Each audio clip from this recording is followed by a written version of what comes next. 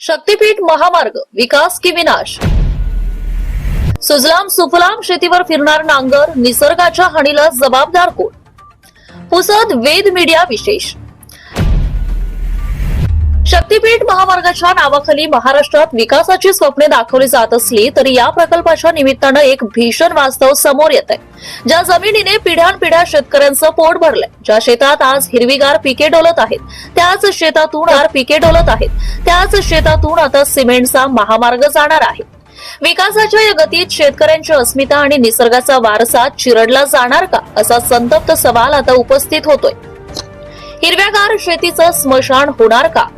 पुसद तालुक्यासह विदर्भ आणि मराठवाड्यातील हजारो एकर सुपीक जमीन या महामार्गासाठी संपादित केली जाणार आहे।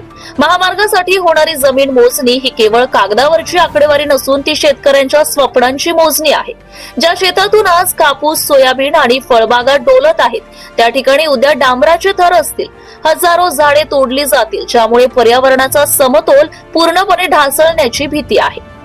आधीच हायवे असताना दुसऱ्या महामार्गाचा अट्टहास कशाला?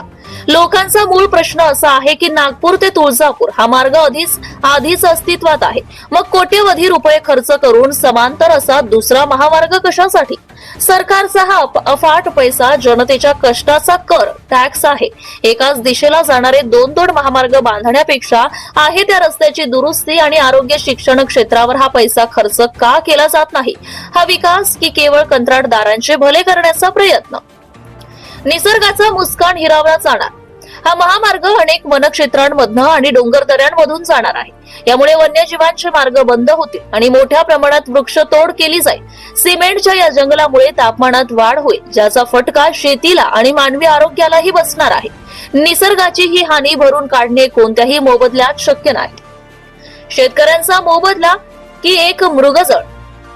सरकार मोबदल्याच्या मोठ्या गप्पा मारत असल्या तरी जमिनीची बाजारपेठीय किंमत आणि मिळणारा मोबदला यात मोठी तफावत असते।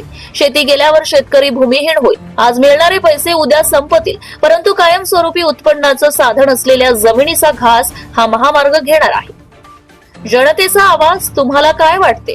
वेद मीडियाच्या माध्यमातून आम्ही हा प्रश्न थेट तुम्हाला विचारत आहोत। शेतकऱ्यांची सुपीक जमीन देऊन झालेला हा विकास तुम्हाला मान्य आहे का?